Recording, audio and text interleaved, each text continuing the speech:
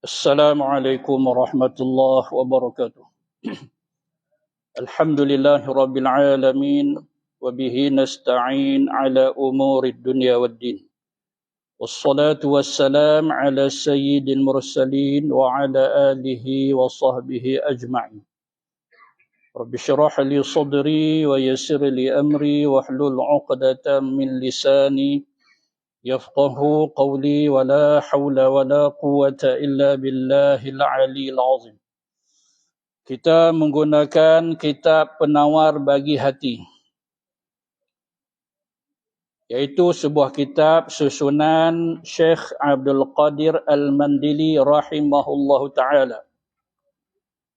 Kita dah sampai pada muka surat 61, baris yang keempat daripada bawah.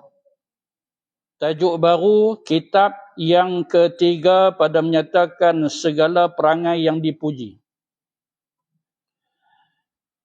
iaitu berkaitan dengan sifat mahmudah. Qala al-musannifu rahimahullahu ta'ala wa nafa'ana bihi wa ulumihi fid darain amin. Ketahui olehmu, maksudnya kita semua ni yang berhajat kepada keredaan Allah Ta'ala, bahawasanya perangai yang dipuji itu banyak, sifat mahmudah itu teramat banyak. Dan menyurat oleh hamba di sini, maksud pengarang ini, hamba tu tuju kepada dia, penyusun kitab ini, iaitu Syekh Abdul Qadir Al-Mandili yang kita dah sebut tadi. Akan 10 perkara, dia catat, dia tulis di sini ada 10 daripada sifat-sifat mahmudah. Kerana mengikut akan Al-Imam Al-Ghazali di dalam kitab Al-Arba'in. Maksudnya iaitu dia ikut apa yang ditulis oleh Imam Al-Ghazali. Imam Ghazali ini iaitu salah seorang tokoh dalam mazhab Imam Asy-Syafi'i. Jadi kita sebut sikit tentang Imam Al-Ghazali sebagaimana pernah kita dah sebut. Tapi selalu sangat kita duk sebut nama dia, sekali-sekala kita nak sebut tambah lagi latar belakang ulama besar ni supaya kita sentiasa ingat. Ia digelar sebagai Abu Hamid, bapa si Hamid. Nama dia Muhammad bin Muhammad bin Muhammad. Tapi orang Arab ni, tak usah kata yang dah berumah tangga. Yang kecil-kecil, mereka dah bagi gelaran macam tu dah. Cik-cik lah, baru umur 4 tahun, 5 tahun, dah ada dah jolokan itu. Umur sekian, bukan nama dia macam tu. Tapi dah ada dah. Gelaran macam kita kata ni orang tua punya gelaran ni. Orang Arab macam tu lah, antara kita kata keistimewaan ataupun kita kata kelainan Arab dengan kita ni. Orang Arab mereka mendewasakan kanak-kanak. Boleh kita sebut begitu. Mendewasakan kanak-kanak baru kecil, tapi dah ada dah bapa si fulan, ibu si fulan. Nanti bila mereka dah berumur sikit, mereka dah agak cerdik. Apa ni, aku bapa sekian kan, atau ibu sekian, mendewasakan kan. Kita tak ada lah macam tu, tak usah kata tak biasa kan. Boleh kata tak ada lah kita ni orang Melayu macam tu. Buah nama, panggil nama tu, pas nama elok pun dah potong kan. Muhammad, Mat. Orang Arab kalau nama panjang mana panggil semua. Tapi mereka tidak mendidik panggil nama. Panggil Abu sekian lah. Abu Yusuf. Terdengar kan? Ayah dia panggil Abu Yusuf. Tahan sat budak tu. Ni pengalaman saya lah mengaji sana dulu. Tahan budak tu sat. Cakap Arab lah. Mana boleh duduk sebut di sini. Terjemahkan. Nama apa? Kita tanya budak tu kan. Dan ayah dia panggil, Abu Yusuf. Nama apa? Dia kata, nama saya Ahmad. Nama Ahmad. Ayah panggil Abu Yusuf. Dia begitu. Baik. Gelaran yang macam ni, kunyah-kunyah yang macam ni, disebut sebagai kunyah, biasanya, dan itulah kebanyakannya, kerana anak dia nama tu. Anak dia, mesti anak dia, nama yang tu sebab tu kata bapa sekian. Tapi tak juga. Sebab apa? Sebab ni budak ni. Budak kecil mana, baru 4 tahun kahwin apa? Mana ada anak 4 tahun baru. Esok kalau anak dia besar, esok nak buh nama anak dia nak ikut tu kah? Tak mesti. Kalau rasa macam mana dia nak buh juga, orang dah sebut daripada kecil tu.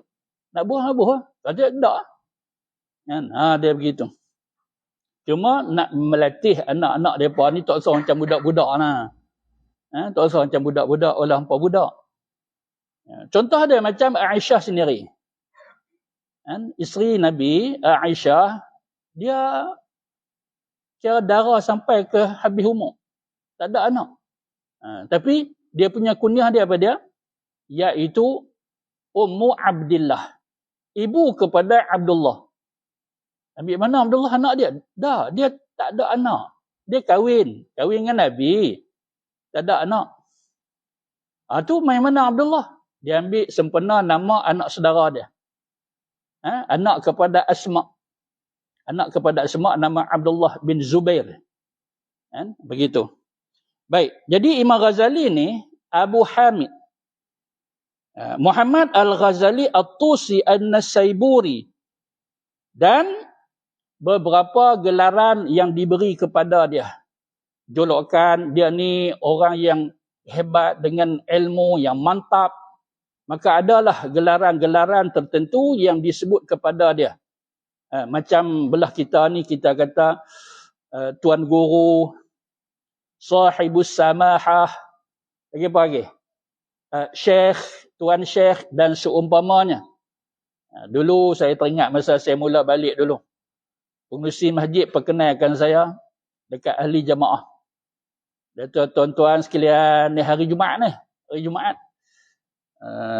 Saja dia tengok, Ustaz main kat masjid ni kan. Saya daripada Qaryah lain, tapi dia kenal saya. Dia kata, tuan-tuan, alhamdulillah, kan, anak tempatan kita dah balik. Kan, iaitu Pak Guru. Dia panggil saya Pak Guru. Pak Guru. Cerita lama lah. Begitu. Tak apalah, ada yang mungkin panggil Pak Guru, Ustaz biasalah. Ustaz. Tapi ada gelaran-gelaran yang lain. Imam Ghazali ni, antaranya apa dia? Hujjatul Islam. Imam Al-Ghazali disebut sebagai Hujjatul Islam. Hujjah kepada Islam. Ilmu yang cukup hebat, sehingga ada yang rasa, tak boleh duk panggil Ustaz Beza ni. Kan? Ustaz Beza macam tak pergi mana orang kampung kita macam tu. Hujjatul Islam. Zainuddin, ada juga yang sebut kepada Zainuddin, iaitu perhiasan agama. Ni agama Islam kita ni, inilah penghias dia. Lagi apa dia lagi? Al-Alimul Awhad. Ni tokoh yang unik. Tokoh yang padu, yang mantap. Tokoh agama yang mantap. Syaraful A'immah, kemuliaan para imam. Ni tok guru belah kita kata tuan guru atau tok guru lah. Tapi di sebelah Arab ini, gelaran orang yang banyak ilmunya, banyak anak muridnya, imam. Kan? Imam. Ni perawi-perawi hadis ni, begitulah orang dok sebut. Imam Turmuzi, Imam Ibnu Majah, Imam Abu Daud, Imam Muslim, Imam Bukhari. Apatah lagi ulama-ulama mazhab, Imam Abu Hanifah, Imam Malik bin Anas, Imam Syafi'i, Imam Ahmad bin Hanbal dan sebagainya. Jadi Imam Ghazali dapat gelaran iaitu Syaraful A'immah, kemuliaan para imam. Baik. Jadi Imam Ghazali ini disebut di sini dalam kitabnya yang berjudul Al-Arba'in. Maka Imam Ghazali ni dengan gelaran-gelaran yang hebat yang kita sebut tadi, dia bukan kitab ni saja yang dia susun. Antara kitab susunan Imam Ghazali, iaitu Tahafutul Falasifah. Kemudian Khawasul Quran. Ni jarang-jarang yang kita biasa dengar. Yang biasa kita dengar apa dia? Ihya Ulumuddin. Abang ni kitab Imam Ghazali, cuba abang. Dia kata senang, kecang. Ihya Ulumuddin. Lagi ada Bidayatul Hidayah. Lagi tanya orang lain lah pula. Macam tu kan. Dia sangkut dah kat situ. Tapi Imam Ghazali ni banyak kitab-kitab dia. Antara iaitu Tahafutul Falasifah, Khawasul Quran, Jawahirul Quran, Al-Hikmah fi Makhluqatillah, Minhajul Arifin, Al-Arba'in di sini iaitu penuh dia Al-Arba'in fi Usuliddin. 40 perkara dasar agama. Tapi diringkaskan kepada Al-Arba'in. Ni pun satu juga. Ni rasa himpunan hadis 40 kot. Hadis 40 orang kata Arba'in juga kan. Tapi ni bukan himpunan hadis 40. Al-Arba'in fi Usuliddin, iaitu 40 dasar-dasar agama. Jadi Imam Ghazali ni, dia susun kitab ni, iaitu Al-Arba'in fi Usuliddin, iaitu berkaitan dengan dasar-dasar agama yang dia pecah daripada 4 menjadi Arba'in 40. Asal dia 4 bahagian, satu bahagian pecah 10. Satu bahagian pecah 10, jadi 4 pecahan, 4 kali 10, 40. Pecahan pertama iaitu Al-Qismul Awal Al-Aqaid, berkaitan dengan akidah. Tersebut sikit tentang Arba'in ni. Salah satu kitab Imam Ghazali iaitu Al-Arba'in. Jadi tersebut tadi, dia ada 4 pecahan dalam kitab tu. Dan satu pecahan dia pecah kepada 10 masalah. Maka jadi 40. Jadi perbahasan pertama tentang akidah. Perbahasan yang kedua iaitu fil a'mal az-zahirah. Tentang amalan-amalan zahir, sembahyang, puasa, zakat, haji dan sebagainya, dia pecah jadi 10. Al-qismu salis yang ketiga iaitu fi tazkiyatil qalb. Macam mana nak merawat hati. Nak rawat hati tu macam mana? Penyakit hati ni banyak. Macam mana nak legakan hati yang sakit itu? Al-qismur rabi' yang keempat iaitu tentang akhlak al-mahmudah. Akhlak yang terpuji. Inilah yang Syekh Abdul Qadir Al-Mandili ambil daripada kitab itu, bahagian yang keempat. Dia sebanyak ada 10. Yang dia kata sini ada 10. Kenapa? Kerana mengikut Imam Ghazali dalam kitab Al-Arba'in fi Usuliddin. Baik. Yang pertama iaitu taubah. Atau saya sebut sebagai taubat. Kan senang bahasa kita sebut taubat. Padahal tersimpul itu berhenti dia dekat taubah. Iaitu taubat daripada segala dosa. Yang pertama. Dan kedua, takut akan Allah Ta'ala al-khawf. Yang ketiga, zuhud. Apa arti zuhud? Artinya benci akan dunia dan berpaling daripadanya. Kita sebut dulu. Huraian dia akan main belakang. Kita akan hurai satu persatu. Nampak tak? Muka surat 62, dia tak bab yang pertama berkaitan dengan taubat. Kat sini barulah kita nak nampak betul-betul taubatnya macam mana, pecahan dan sebagainya. Tapi mula ni nak habaq 10 perkara itu, kita baca begitu saja. Kan? Macam mana ni? Zuhud adakah macam tu punya pengertian? Tak, nanti dulu. Kita tak bincang lagi. Kan? Adakah dia tinggal dunia, dia tak peduli ke dunia? Nanti dulu. Yang tu jauh lagi. Tak tahulah bulan berapa kita akan baca yang tu. Kan? Cuma malam ni tak nak sebut 10 perkara itu. Dan yang keempat iaitu sabar. Yang kelima iaitu syukur. Yang keenam iaitu ikhlas. Yang ketujuh iaitu tawakal. Yang ke-8 iaitu kasih akan Allah Ta'ala. Dan yang ke-9 redha dengan qada Allah Ta'ala. Dan yang ke-10 mengingat akan mati. Dan selagi akan hamba sebut semuanya dengan tafsil. Syekh Abdul Qadir kata, nanti satu persatu akan dihidangkan. Sehingga nampak di depan kita apa yang disebut kepada 10 perkara ini. Di dalam 10 bab yang terpisah-pisah, bermula daripada bab pertama sehingga yang ke-10. Wallahu a'lam, kata Syekh Abdul Qadir Al-Mandili. Baik. Sambungnya iaitu bab yang pertama pada menyatakan taubah. Iaitu taubat dalam sebutan kita. Ketahui olehmu bahawasanya taubat itu permulaan jalan bagi sekalian yang menjalani akan jalan akhirat. Orang yang apabila dia sedar, dia insaf, dia nak kembali ke pakal jalan. Sedar dia itu kerana sendiri dia, atau disebabkan sesuatu, atau disebabkan sesiapa. Sedar ni, insaf ni, bertaubat kembali ke pakal jalan ni, seorang dengan seorang dia tak sama. Dia tak sama. Hang ni nampak berubah elok sungguh lah ni. Bila hang cukup kepala ni, cukup kepala. Tidak rambut dia sampai pinggang. Cukup kepala ni. Hang pergi Mekah kata, Mekah apa-apa pun tak tahu, padu ain tak lepas. Jangan duk kata macam tu. Ni macam mana pula? Hang insaf dah ke? Kata insaf dah. Insaf dah. Hang pergi mana? Pondok mana? Ustaz mana? Bimbing. Dia kata isteri aku. Isteri dia. Dia dapat petunjuk melalui isteri dia. Dia itu sekali isteri dia berani. Dia kata macam mana ni? Lama duk jadi laki aku. Kuih duk hanyut. Dia beranikan diri. Sekali dia kata, abang, nak marah. Nak buat apa, buatlah kat saya. Saya tak tahan dah keadaan abang yang macam ni. Siapa cakap macam tu? 10 tahun kahwin, nan tak cakap macam ni. Luar biasa ni.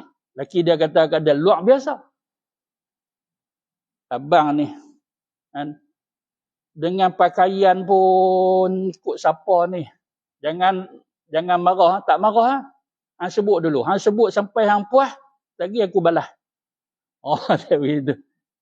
Abang jangan duk marah saya lagi. Tak aku tahan telinga.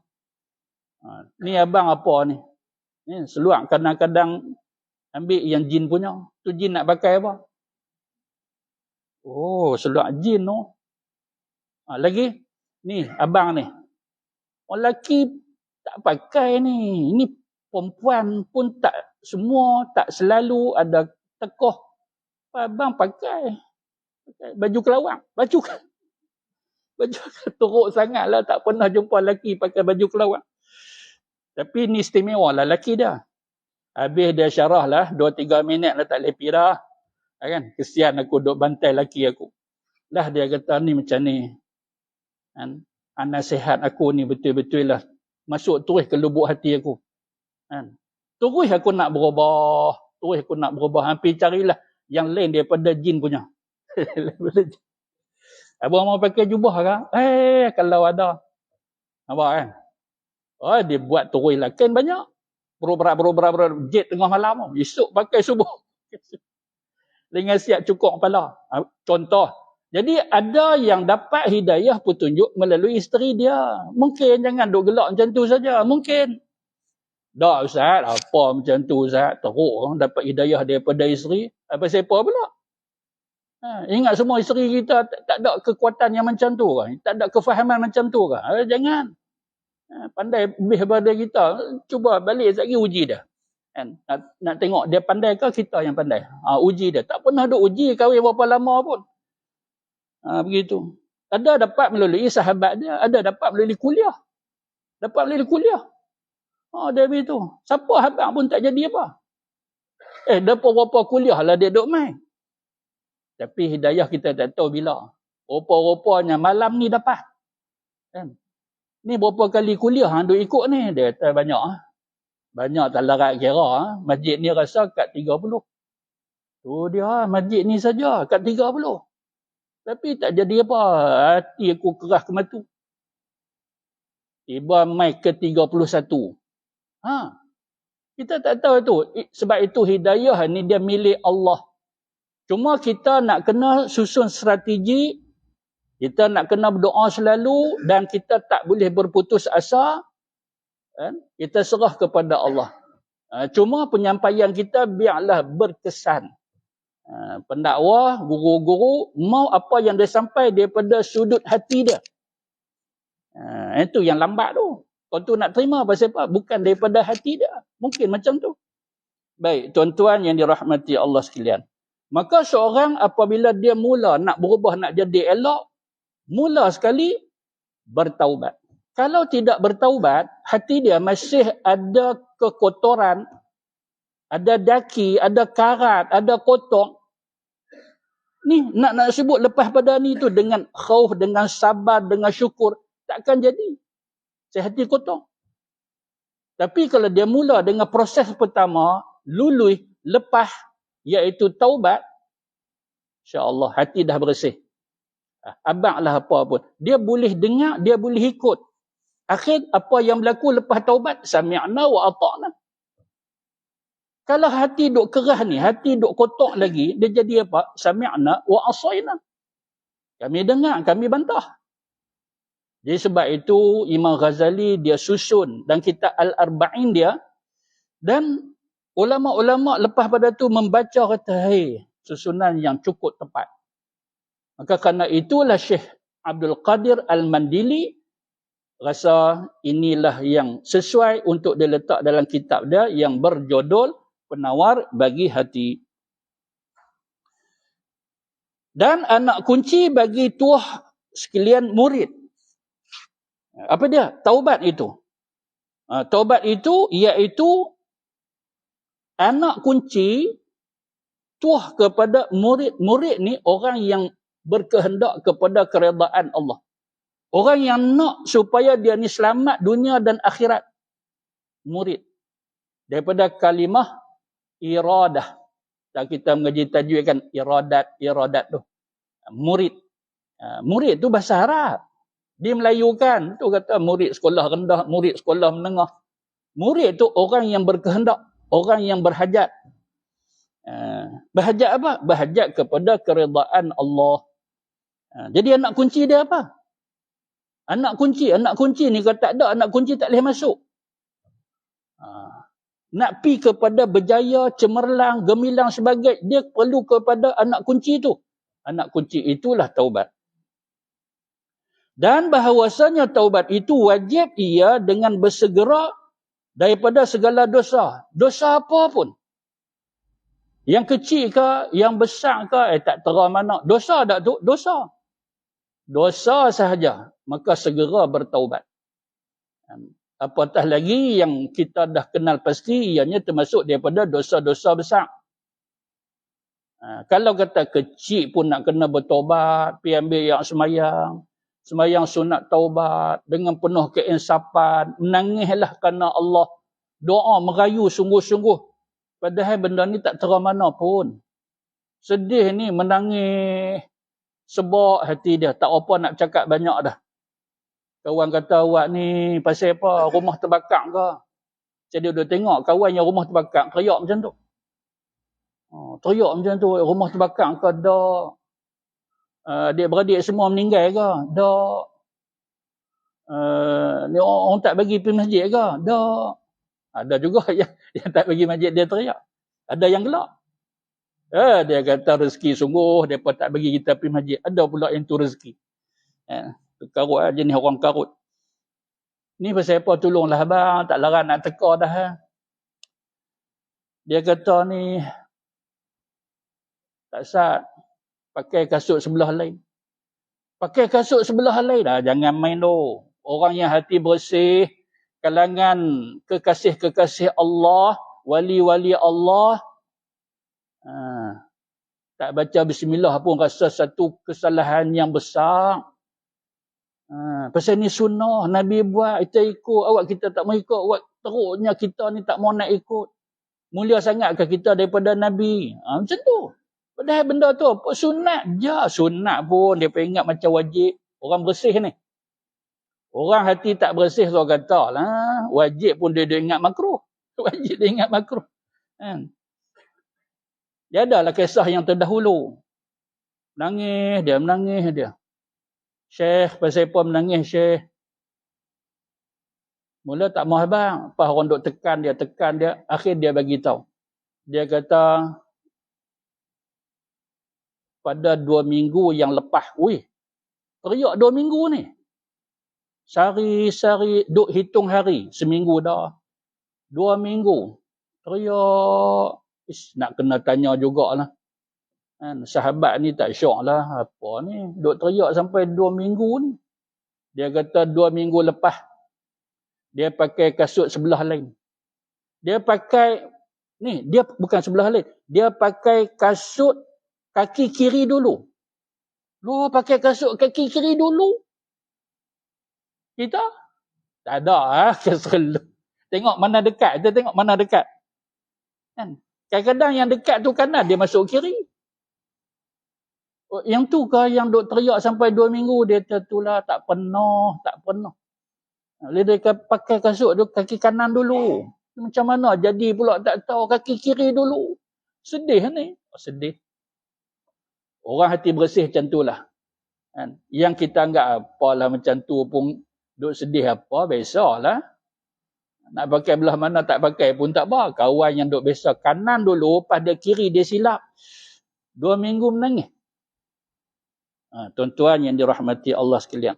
Tak apalah. Jadi kita kata apa dia? Bahawasanya orang yang melakukan satu-satu kesalahan, tak kiralah kecil ke, besar ke, maka bertaubat dia, dan hukum bertaubat itu pada kesalahan yang kita anggap lah biasalah kecil, wajib bertaubat.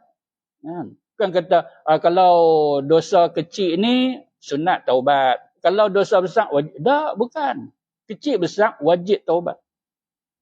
Sekalipun dosa kecil. Dan melambatkan taubat itu satu dosa yang lain pula. Sekalipun berpuluh-puluh tahun, lagi teruk dia tanggung dosa.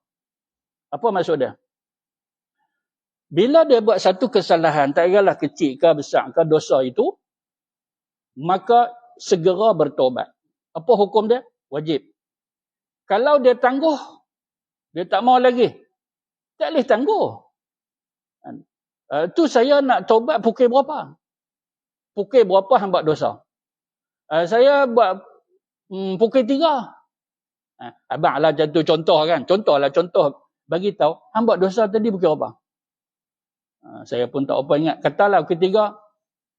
Pukul 3. Teringat kata itu dosa. Tapi kalau dia buat satu kesalahan, dalam keadaan dia tak teringat, yang tu tak kira salah. Dia tak teringat. Kan? Macam mana boleh dia buat dia tak teringat? Salah tu. Betul salah. Kita yang celek ni, yang jaga ni, yang sedar, salah. Tapi kawan tu tak celek. Dia tengah tidur. Dia tidur. Dia tak ingat dia tidur. Dah Ustaz, sakit Ustaz. Memang dia sepak sakit. Tapi dia tak sedar. Kawan tidur buah. Tidur bang. Pam, dia terajang. Jatuh katil. Mengkit-mengkit cukup pinggang. Dia kata, hang buat salah. Oi, sakit pungkuk aku. Aku jatuh katil lah pula. Sekali kena sepak, sekali jatuh. 2 kali sakit. Hang dosa. Hang kena tobat. Duk ceramah apa? Kawan duk lena lagi. Nampak tak? Jadi kalau kawan itu celek ke tak celek? Ingat tak ingat? Ingat. Itu bila pukul berapa saya nak terus lah. Wajib bersegera. Ustaz, kalau saya tangguh 3 petang esok, 3 petang ni buat saya tangguh, tak usah kata 3 petang esok. Hang tangguh sikit pun, berapa minit, berapa saat tangguh pun, tak boleh. Pasal apa? Wajib segera bertaubat. Itu maksud dia. Tapi kalau orang yang melengah-lengahkan, melambat-lambatkan, tak apa. Dosa tu. Jadi dah berapa dosa? Satu dosa dia buat, satu dosa dia lambatkan. Lagi tangguh, lagi dia lambat, lagi mentakhirkan taubat dia, lagi bertambah-tambah tumpukan dosa dia. Tak kira kalau seminggu ke, sebulan ke, ni sampai dia kata ni, berapa puluh tahun pun tanggung dosa tu. Lagi teruk. Tu macam mana tu, banyaklah dosa saya. Bertobat semua. Allah Ta'ala akan ampun. Bertobat saja, semua dosa yang banyak tadi, Allah Ta'ala akan ampun. Itu je. Lagi yang tak tobat, lagi tumpuk-tumpuk dosa itu. Pasal apa? Pasal dosa satu yang buat, satu lagi pula, iaitu dosa yang tangguh, demi tangguh, demi sampai makan puluhan tahun. Padahal satu ya dia buat salah. Menyebabkan berapa banyak kesalahan yang dia tanggung. Macam mana nak selesai tu banyak sungguh tu. Bertaubat nasuha, hapus semua. Itu je. Allah ni maha penyayang. Disuruh kita tobat tu, tobat lah. Banyak dosa pun habis terus. Jangan duk kata Allah penyayang, kita tak perlu nak bertobat. Itu salah. Kita tobat. Tapi banyak dengan tangguh taubat itu, dosa tu bertambah-tambah. Sekali kita taubat nasuha, maka Allah ampunkan ke semua itu.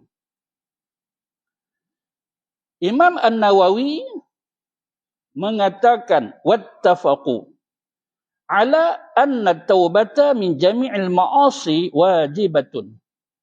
Bersepakat ke semua ulama bahawasanya taubat daripada semua maksiat itu adalah wajib. Wa annaha wajibatun 'alal fawr, dan wajib bersegera bertaubat.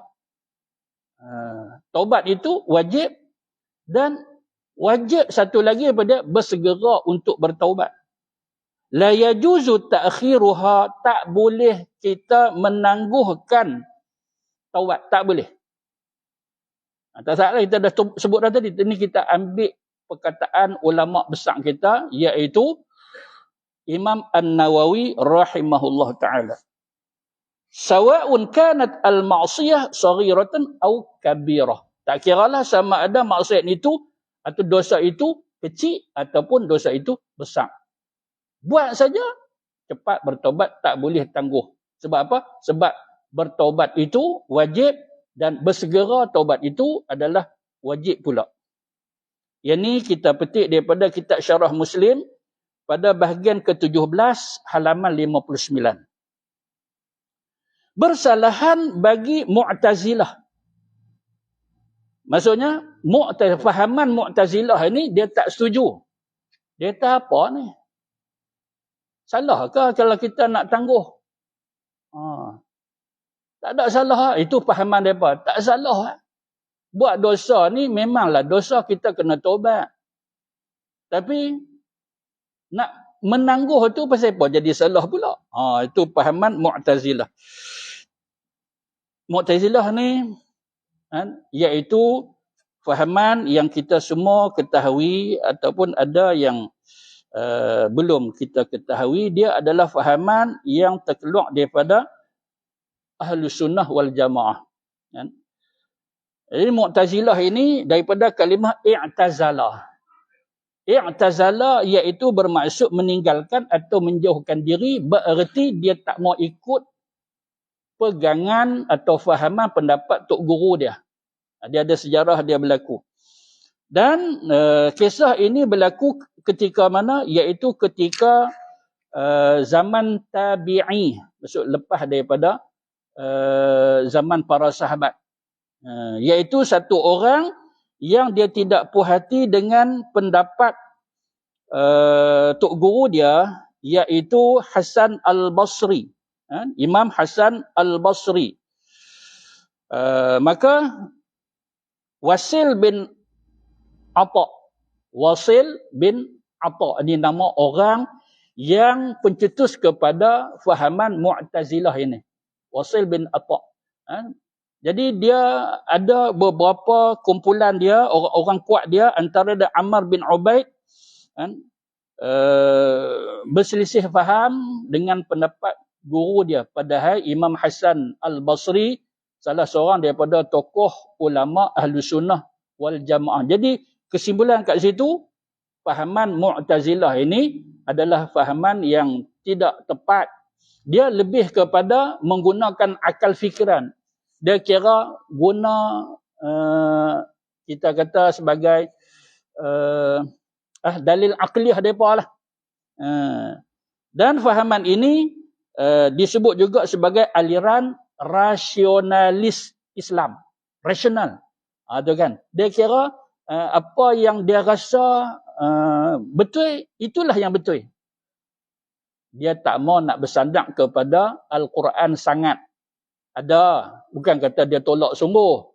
Tapi kalau akal dia lebih, maka dia akan pegang kepada akal dia lebih utama daripada nas Quran ataupun daripada hadis. Ni aliran yang macam ni cukup bahaya sebab dia guna akal fikiran. Maka fahaman Mu'tazilah ini, dia kata apa?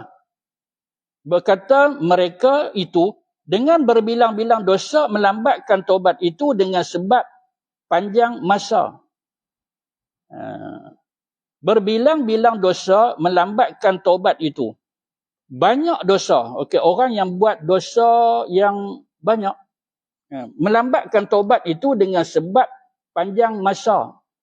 Padahal apa yang disebut itu lebih kurang sama aja. Dia kata apa? Yang ahlu sunnah kata, bila dah kita buat satu kesalahan, tak kira kecil ataupun besar, maka segera bertaubat. Tak segera salah. Tak segera bertaubat satu dosa. Dia kata menangguhkan taubat tak dosa. Menangguhkan taubat itu maksud melambatkan, tak apa, bukan hari ni, tak mesti hari ni, bila pun boleh, tak dosa. Tapi yang dosa adalah apabila terlalu lama. Dia terlalu lama. Dia beza kat situ. Kita kata yang terlalu lama lagi teruk. Lagi teruk. Jadi bila buat dosa cepat terus, wajib segera. Dia kata tak mau wajib segera. Boleh duk tangguh. Boleh duk tangguh. Nak pergi mana? Lorak pergi mana? Macam tu pula. Kita faham kat situ, puak ini dia mempermainkan agama. Dia ingat nyawa tu, dia reka ke? Dia ingat nyawa tu duduk kat tangan dia ke? Dia kata tak apalah. Kan nak dosa. Cuma bila kita tangguh jadi lama, itu baru dosa. Tapi kalau kita tangguh macam setahun dua, boleh pula kata macam tu. Ingat nyawa hang boleh pergi ke tahun depan ke? Dosa kata tahun depan. Sagi pun lepas sejam kita tak tahu hidup ke mati. Ni fahaman mereka yang tersasar, yang teruk. Ini baru satu contoh. Ambil contoh-contoh yang pening kepala dengan puak ni. Puak Mu'tazilah ini. Tetapi berlebih kurang besarnya dengan berlebih kurang panjang masa melambatkan itu. Tengok kepada keadaan. Kalau dosa yang kecil-kecil ni tak ada masalah apalah kalau dia nak taubat bila pun. Tapi kalau dosa besar ni, dosa lah lama sangat, nampak? Yang ni perkataan yang betul-betul mempersendakan agama. Tak apalah, itu fahaman mereka yang kita dah sebut terkeluar daripada fahaman Ahlus Sunnah wal Jamaah. Dan berhajat ia kepada taubat daripada maksiat. Melambatkan itu seperti wajib ia taubat daripada maksiat yang pertama.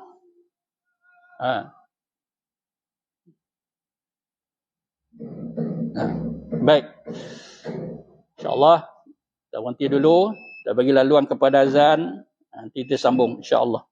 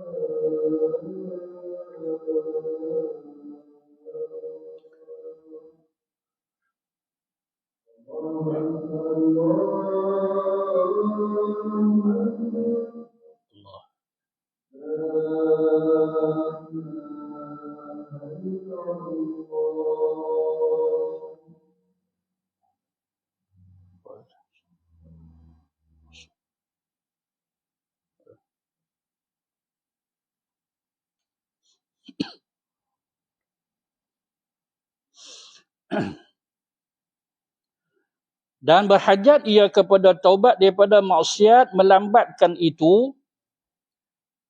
Seorang yang melambatkan, menangguhkan, mentakhirkan taubat dia, maka wajib dia bertaubat. Pasal apa? Pasal dia melambatkan taubat, satu kesalahan pula, maka dia kena taubat. Melambatkan taubat. Dia melambatkan taubat tu salah, maka wajib dia bertaubat daripada kesalahan lambat bertaubat. Seperti wajib ia taubat daripada maksiat yang pertama. Macam taubat dia macam mana? Macam kesalahan yang dia buat tu. Kesalahan dia buat apa dia? Kita buat contoh, tak semayang. Salah tak? Oh, salah tak semayang. Apa Allah Ta'ala perintah semayang? Dia tak semayang. Dosa. Kena bertaubat. Pasal apa? Pasal berdosa. Kena bertaubat. Bila? Segera. Tak apa. Duk kata tak apa macam tu, dosa. Jadi, patutnya sekali saja dia bertaubat. Tapi pasal ni, jenis kita pun tak tahu hasutan apa yang dia kena, sebab dia boleh terima. Ni mungkin kot ni puak-puak terkesan dengan fahaman Mu'tazilah ini. Menyebab dia kata tak apalah, tengoklah. Esok anak besar sikit kita qada. Anak besar nak qada. Itu satu kesalahan. Maka daripada satu taubat sudah menjadi dua taubat dia kena buat. Begitu.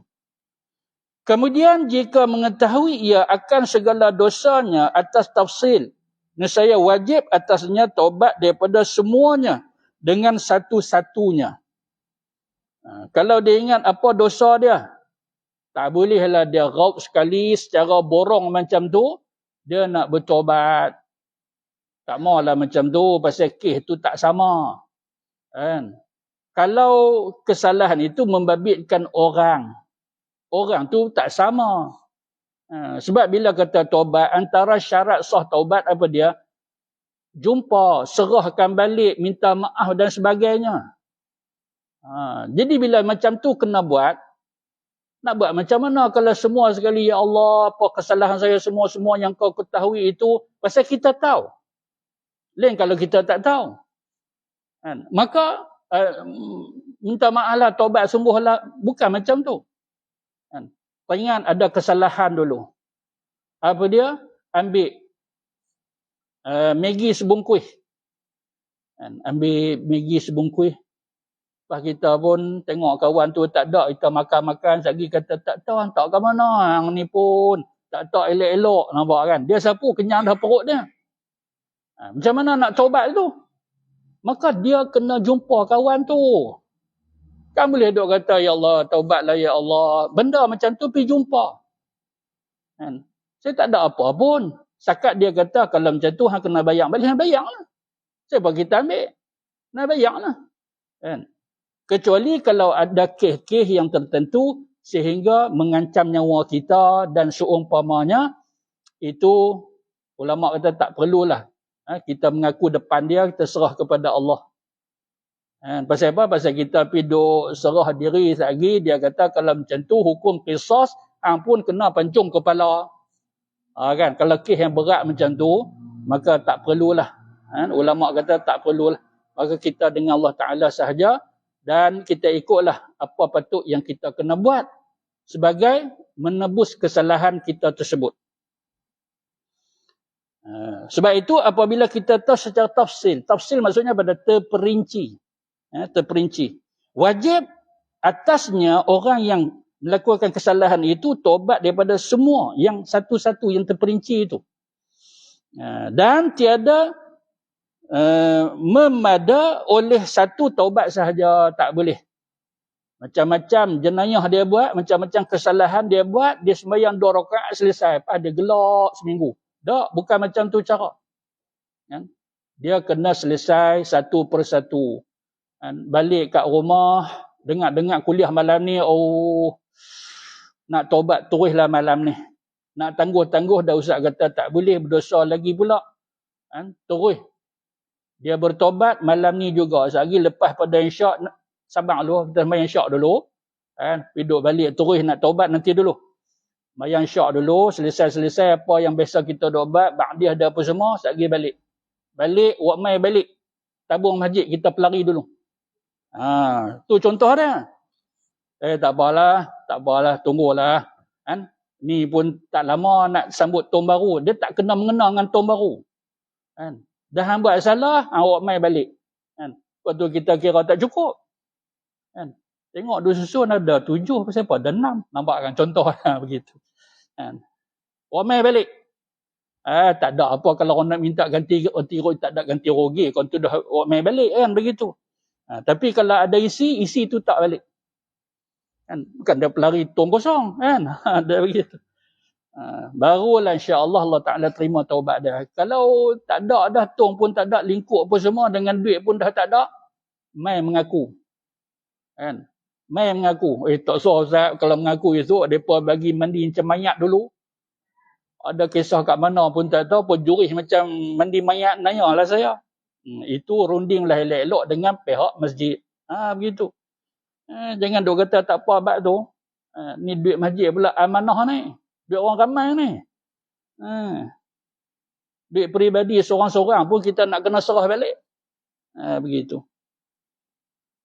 Bagi segala dosanya itu, artinya apa? Artinya tak boleh dengan semua dosa sekali taubat. Sekira kalau kita tahu satu persatu kesalahan yang kita buat. Salah apa? Salah tak puasa dulu, qada lah. Tak sembahyang, qada lah. Itu satu persatu, selesaikan isu tu. Kalau ambil hak, bagi balik hak orang tu. Dan seumpamanya. Dan jika tiada teringat ia akan tafsil. Tak ingat, tapi ada. Takkan tak ada kot. Buah-buah dulu ni. Tapi tak tahu apa dia. Tak tahu, tapi ada. Tapi tak ingat. Begitu. Segala dosanya, maka hendaklah ia berkata, jika ada bagi aku dosa yang tiada aku ketahui akan dia, ya Allah. Habis daripada solat tu, angkat tangan, jangan terus sebut yang ni. Ada doa lah dulu. Angkat tangan, bismillahirrahmanirrahim, sekurang-kurang. Alhamdulillahirrabbilalamin, wassalatu wassalam ala sayyidil mursalin, wa ala alihi wa ashabihi ajma'in. Boleh tak Arab? Tak boleh Ustaz, baru taubat ni. Nak boleh Arab kot mana? Tulislah yang ni. Ingat. Tak ingat, tulis. Tak kat kertas kecil tu tengok macam tu. Jika ada bagi aku dosa ya Allah yang tiada aku ketahui, bahkan engkau ketahui akan dia ya Allah, maka aku tobat daripadanya kerana-Mu ya Allah. Kita ubahlah kerana-Mu, dia kata kepada Allah Ta'ala. Ini dia sebut begitu, tapi dah jadi doa kita. Tobat ini bukan kerana siapa, kerana-Mu ya Allah. Dan bahawasanya diberi taubat itu satu ibadat yang dijanjikan akan pahala kerana kalau dia bertobat, dosanya Allah Ta'ala hapuskan, bahkan dia dapat pahala di situ. Kalau dia tak taubat, bertumpuk dosanya, maka Allah Ta'ala nak bagi pahala apa? Dosa lah, dah tumpuk dosa. Tapi kalau dia taubat, selesai, dia dapat pahala pula. Adapun hilang seksa kemudian daripada taubat, maka iaitu diserahkan kepada Allah Ta'ala. Hilang seksa lepas daripada taubat. Adakah Allah Ta'ala nak seksa lepas pada kita bertaubat? Itu kita serah kepada Allah. Tapi kita dah bertaubat, takkan aku tak masuk syurga? Itu kita serah kepada Allah. Bab syurga, neraka serah kepada Allah. Jangan duk mandai macam syurga, neraka kita buat. Sekian-sekian masuk neraka, sekian-sekian masuk. Tak susah duk mampu macam tu. Allah suruh kita buat, kita buat. Allah suruh kita semayang, kita buat ibadat, kita buat ibadat. Allah kata ni tak boleh, jangan tu tak boleh, jangan kita buat. Tapi macam mana kalau kita duk buat elok-elok ni pun nak kena neraka? Itu hak Allah. Itu hak Allah. Takkan lakut apa-apa kita serah kepada Allah. Sebab itu pernah saya teringat kisah Rabi'atul Adawiyah. Dia pernah kata apa? Rabi'atul Adawiyah. Dia kata, ya Allah, aku beribadat ni apa yang kau suruh aku buat. Larangan-laranganmu satu pun aku tak buat, ya Allah. Engkau saksi, engkau tahu, ya Allah. Engkau tahu apa yang berlaku pada diri aku zahir dan batin. Sekiranya kalau engkau nak sumbatkan aku ke dalam neraka, aku redha. Kalau engkau tak bagi kepada aku syurga pun, aku redha. Aku buat ibadat bukan kerana nak syurga. Aku tinggal segala kemungkaran, maksiat engkau larang itu bukan pasal aku takut kepada neraka. Ini cukup hebat tu, mantap ucapan dia. Itulah ucapan kita juga. Ni hang semayang pasal apa? Oi, nak semayang, masuk syurga. Padahal Nabi kata apa? Bukan kerana ibadat kita masuk syurga. Duk faham kat situ dah tu. Bukan kerana ibadat. Tapi duk kata semayang ni nak boleh masuk syurga. Takkan masuk neraka kot. Hai neraka, syurga tu serah kepada Allah. Telah berfirman Allah Subhanahu wa Ta'ala, Inna Allah yuhibbut tawabin.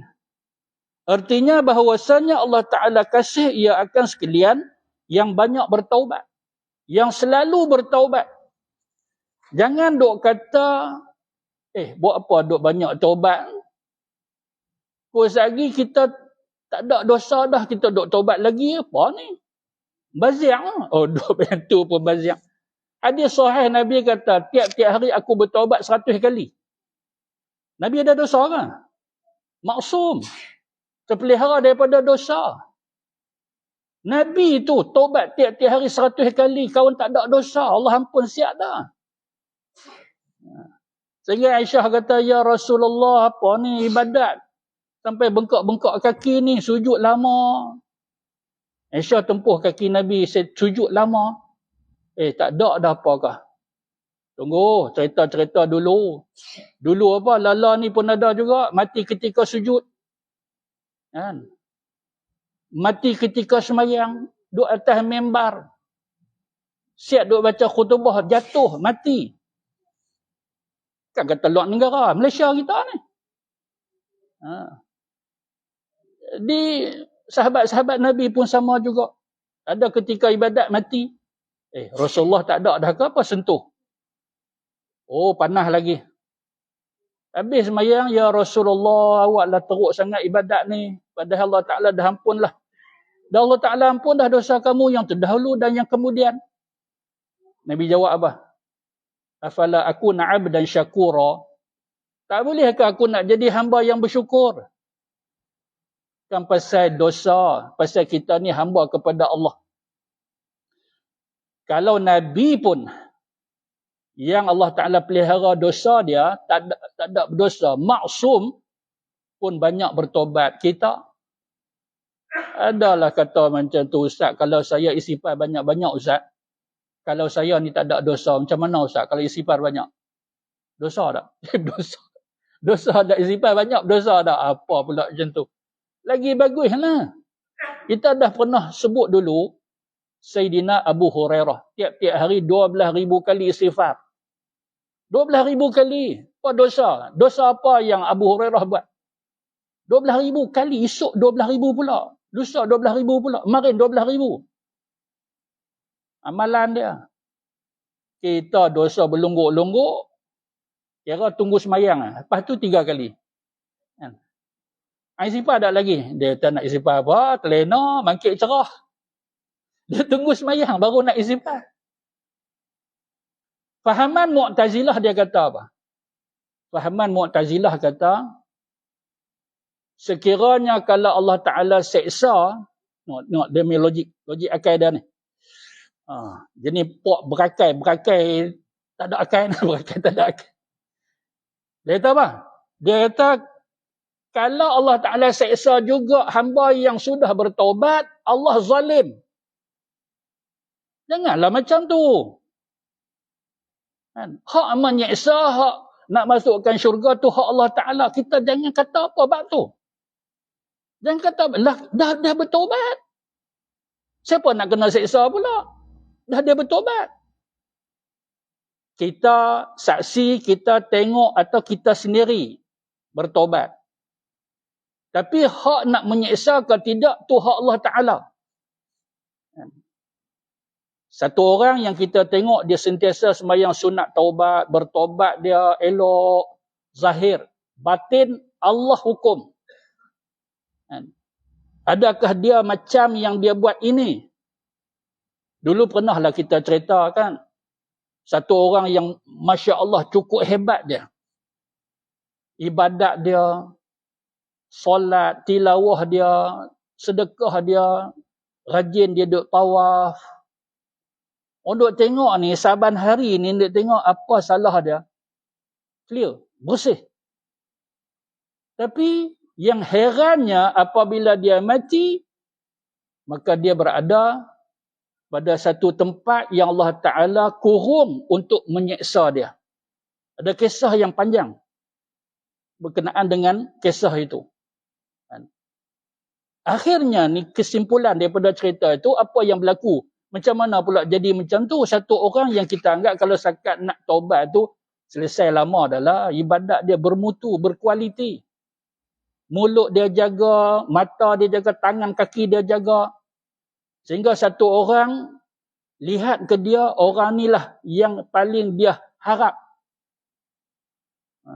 Dia bagi kepada satu dekat syekh ni satu jumlah duit yang kata 1,000 dinar dan sebagainya.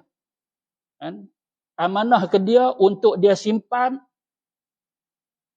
Tapi sebenarnya apabila dia mati, dia berada di tempat yang Allah Ta'ala seksa. Kisah yang masyhur kita dah cerita dah dulu. Kesimpulan daripada cerita itu, apa yang berlaku, dia sendiri habaq, dia kata kerana aku mengabaikan. Aku mengabaikan saudara aku, yang aku tak peduli ke dia, aku tak tanya habaq ke dia. Putus silaturrahim. Jadi cerita dia, satu orang bertobat ke kita bertobat. Tapi kita nak kena melihat segala-gala sudut perintah-perintah Allah Ta'ala. Ada pengabaian satu daripada hukum Allah. Itu alasan yang Allah Ta'ala akan menyeksa dia. Walaupun tiap-tiap malam sembahyang sunat taubat. Duk sembahyang sunat taubat tapi syarat sah taubat tu, dia tak selesai lagi syarat sah taubat.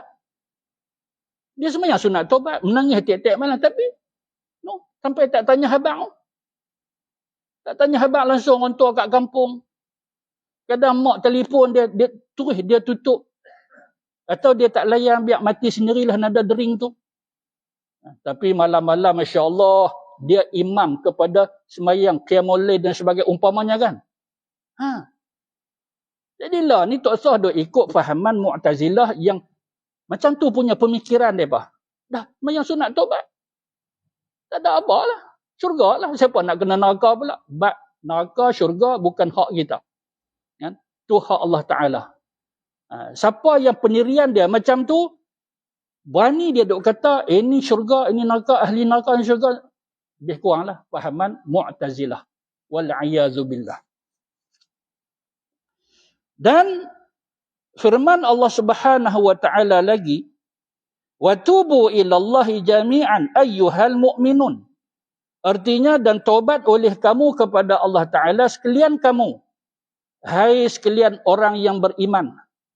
Siapa yang beriman, orang lelaki, orang perempuan tak kira, maka hendaklah dia bertaubat kepada Allah Ta'ala dengan sebenar-benar taubat. Taubat ni taubat nasuha lah. Yang Allah Ta'ala sebut dalam Quran, tubu ilallahi taubatan nasuha. Taubat yang betul-betul menghilangkan segala kesan-kesan, kesalahan. Menyesal, tak mau nak ulang semula. Ada hak orang serahkan balik, yang mana boleh dia serah. Atau nak serah kok mana benda tak ada, kawan tu pun dah tak ada. Dia ada cara dia. Pergilah pejabat agama sembang dengan dia, Pak. Tak pergi pejabat agama pun tak apa, kita kenal. Adalah kawan kita, sahabat kita yang kerja di pejabat agama atau di pegawai agama. Sembang dengan dia, ni saya ataupun mana-mana ustaz, Assalamualaikum. Ni macam mana ni? Saya dah bertobat tapi nak selesai, tak boleh nak selesai. Kawan dah tak ada dah. Kan? Dia begitu. Barang kita yang kita ambil tu, dia jadi barang kita pula, jadi harta kita. Padahal bukan kita punya, dia punya. Lingkup dah, rosak dah, macam mana? Begitu. Fas'alu ahla zikri in kuntum la ta'lam. Jangan duk mandai-mandai sendiri. Kan? Tanya kawan-kawan kita yang berpengetahuan.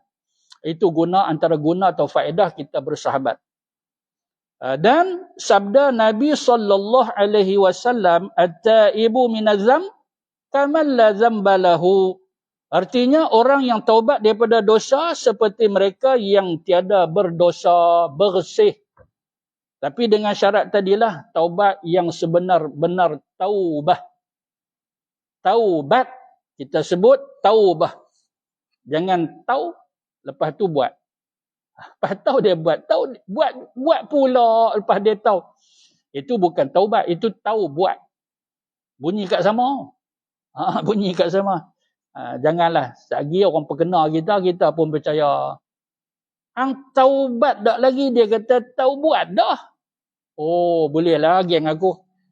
Pasal rajin duk taubat, kita kata taubat, dia kata tahu buat. Akhir zaman ni ramai duk layak buruk macam tu. Kita kata hang ni layak buruk, dia kata gantilah baru. Itulah pula. Jenis pala macam tu tak kesudahan. Kona kok ni. Inilah kelebihan orang yang bertaubat nasuha. Allah Ta'ala bersihkan segala dosa dia. Habaklah dosa yang bagaimana sekira kalau dia taubat nasuha. Kita serah kepada Allah. Kalau Allah Ta'ala nak hukumkan juga, itu hak Allah. Kita buat kerja kita, Allah Ta'ala buat kerja Allah. Jangan kita duk ambil kerja Allah. Kita duk menghukum Allah Ta'ala pula dalam keadaan kita ni serba jahil. Allah Ta'ala maha mengetahui.